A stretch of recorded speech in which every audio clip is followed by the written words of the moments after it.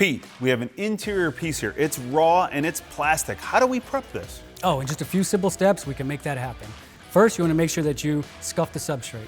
Second of all, you want to make sure you apply an adhesion promoter onto that substrate.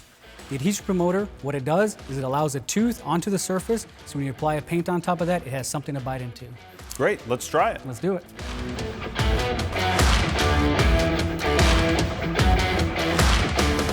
Pete, I've been sanding on this part. It looks nice and dull. I'm gonna wipe it down, and now it's in your hands. Thank you very much. You did an excellent job on this. I greatly appreciate it. First thing you're gonna make sure you do before you apply any adhesion promoter is make sure you shake the can vigorously. When applying an adhesion promoter, you want to make sure you keep the can upright and at least 10 to 12 inches from the surface, and always working in a back and forth motion, just like this.